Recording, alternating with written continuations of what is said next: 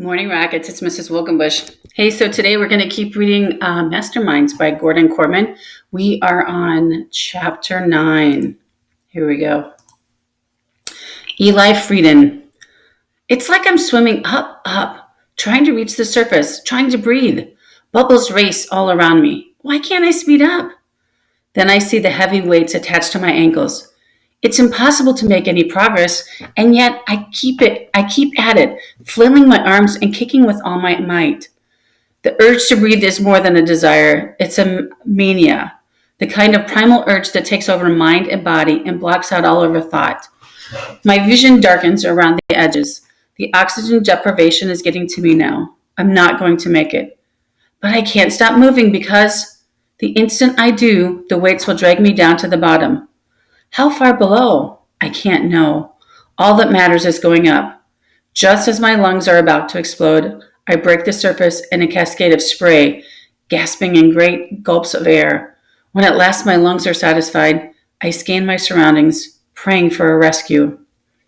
A huge shape looms above me. It's a British frigate, riding at anchor in the harbor. I crane my neck for a better look. There are men on board, in Mohawk warrior garb. The first chest of tea hits the water, barely a few feet from me. I find my voice at last. Help! The tea keeps raining all around me. Hey, over here! A figure on board peers down at me. Beneath the disguise, I recognize Randy's familiar face. He calls something to me. What's he saying? There's something screwy going on in that town. What is it, I beg? He opens his mouth to speak again. But at that moment, my strength deserts me, and I'm sinking again. My last thought before the darkness claims me again in a single word, remember. My class sends me a potted geranium as a get-well gift. It's dying. Dad frowns. I don't understand why it isn't doing better. All the other plants around the house are thriving. Right, Dad. That's what we need to be talking about, horticulture. Maybe it just needs more sunlight. I suggest propping myself higher up on the pillow. He looks dubious, but pushes the little pot closer to my window. Time for your medicine, Eli. He puts 3 capsules into my hand and sets a glass of water on the nightstand. I slug back the pills like a pro. I've had enough practice this week. 3 times a day, Dr. Bruder's orders. My father carefully watches me drink down all the water. I'm proud of you, Eli. You've been an excellent patient. He smiles warmly and squeezes my shoulder and heads downstairs to catch up on some emails. He's been working from home ever since I've been put on bed rest. He's right, actually. I am an awesome patient. As soon as I hear him on the stairs, I spit out the 3 capsules I stored in my cheek and bury them in the soil in the geranium. That's why the thing is dying, of a drug overdose. I'm not even sure what's in these pills, except they make me groggy and confused. A couple days in, I lie in bed struggling to remember something. It's just at the edge of my consciousness, so close I should be able to reach out and grab it. Then I realize what it is. Randy's letter. They're trying to make me forget about it. No, not some faceless they. He. Felix Frieden, my one and only parent. Why, Dad? Why? I can't describe how awful it is. I'm physically sick. It's almost as bad as that time on my bike. One minute you think you've got your life figured out, the next it shatters like a glass bowl hitting a stone patio.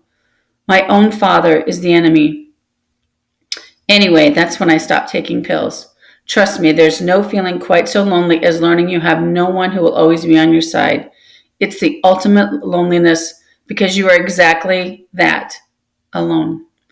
My sole ally, my only friend, is my mind. I have to keep it clear. Because all I have right now is my understanding of what's happening to me. I can't decide what's scarier, that Dad and Dr. Bruder want me to forget Randy's note, or that they're actually capable of it. Speaking of Dr. Bruder, he comes every day to check on my progress. He's his usual goofy self, performing card tricks while he examines me. Every kid in Serenity is familiar with the experience of having to answer the question, is this your card? While there's a tongue depressor shoved far enough down your throat to tickle your belly button. Then there are the jokes. How about we take your tonsils? It's a 2-for-1 special today, no extra charge. You are required to laugh or he keeps them coming. He prefers a big call, but today he'll have to settle for a chuckle. He should understand better than anyone how groggy I must be. He's the one prescribing the pills I'm not taking. But today the shtick falls flatter than usual because nothing can cover how closely he's watching me. Another difference. My father is always in on these examinations, and if Dr. Bruder's gaze is intense, Dad's is a laser beam. They ask me how I'm feeling about 50 times, and I tell them that I want what I think they want to hear. Yes, I feel better. Kind of sleepy, but no, there's no pain or nausea. I always remember those afternoons as the time that I leave Serenity for good. Not physically, of course, but that's when the whole idea of the town, the honesty, harmony, and contentment ceases to have any meaning for me. I'm lying to them, and I don't even feel bad about it because I know they are lying to me. It may look like harmony in my room, but that's all phony. And for sure, I'm not feeling very content about it. Do you recall the moment you got sick, Dr. Bruder probes? Not really, I reply. That's the only thing I say that's true. I don't remember getting sick because I never was sick. My father probably put something in the hot chocolate we had that night to help us both sleep after our argument. I don't mention the argument. I think that's one of those things I'm supposed to forget. I know it was the night of the big storm, but I don't remember much after that. How did the pills make you feel? Groggy, I reply, but I started feeling better right away. Happier, less stressed. I don't mention that they made me feel terrific when I dug them out of the plant an hour ago and flushed them down the toilet. It hurts to lie, but not half as much as the reason why I'm lying. That my father has turned on me, and that everything I believe to be true, all the Serenity stuff, is not what it seems. The doctor smiles. Well, I have good news for you, Eli. You're on the mend. It was probably just a relapse of your previous condition, brought on by the change in the atmospheric pressure from the storm. Great. I have to give him credit. He can make a total sound like real doctoring. One more thing. My father steps towards and holds out a piece of paper. Do you recognize that? Do you recognize this? I know exactly what it is. It's a line drawing of an old-time British ship, and it comes straight from the website of the Boston Tea Party. The one about the rebellion and the colonists throwing tea into the water, and the American Revolutionary War. It's a boat, I say in the most clueless voice I can manage. An old-fashioned ship. Should I recognize it? My father leans over and hugs me. Welcome back, Eli, he says in an emotional tone. My first visitor is Mrs. Delaney. She takes me for a stroll in the backyard. Actually, it's awesome. I haven't set foot out the door in days. We've been missing you at the pool, she says kindly. Especially Malik. I smile. Oh, yeah? He's really tender-hearted type. Well, you're the only one with the talent to stand up to him. Now he doesn't know who to beat first. She turns serious. It's good to see you back on your feet. We're all worried. It must have been a real scary. Not really. Still, you were so sick the last time, and to have it all come back. I'm listening to her with one ear. Mostly, though, I'm listening to the churning inside my brain. Mrs. Delaney is an outsider. Until 6 months ago, she was a regular person in a regular town. I can't be sure if it's safe to tell her things I have to share with someone. But if not her, then who? Definitely not any adult. It's her or nobody. Can I talk to you? I say suddenly. She's startled. Of course, we are talking. I mean, can I tell you something that you can't repeat to anyone? Not my dad, not even your husband and the surety. She hesitates. I don't know, Eli. I'm new here. But the way I read it, people don't keep secrets in Serenity. Of course they do. For starters, you have no idea that your husband's card has already been traded 4 times, maybe more. This place is practically the secrets capital of the world. Out loud, I just say, well, some of them do.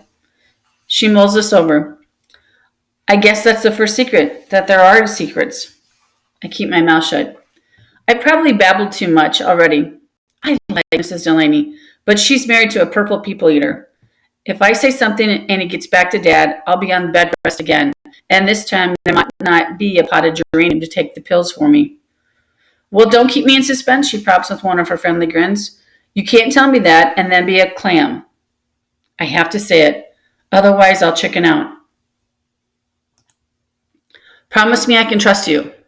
She's quiet for a moment, and then it seems to me, that you kids could use someone to talk to. If you choose me to be that someone, I'm flattered. But I can't guarantee anything if you're putting yourself in danger. I just blurt out, I wasn't sick, not this time anyway. She was taken aback. But why? Dr. Bruder's giving me pills. I'm only pretending to take them. Eli, are you sure that's smart? She asked with concern. Dr. Bruder wouldn't give you pills unless you need them. Look at me. I'm fine. I do a few jumping jacks. Enough, I get it. She regards me earnestly. I want to help you, but I'm not sure I understand what this is all about. I'm starting to learn things about this town, I say slowly, and I think they're trying to make me forget. She looks at me skeptically. What is that you've learned? My heart sinks. The disappointment almost knocks me over. Don't you know? Her expressive face radiates deep sympathy, and she reaches over and gives me a friendly hug. You're having a tough time, Eli, and that's partly because you're growing up without a mom. If there's ever anything you need to talk about, you can always depend on me. She's the only adult in town I can trust, and she thinks I'm nuts. I don't know. Maybe she's right. Maybe she's right. And that's the end of chapter 9.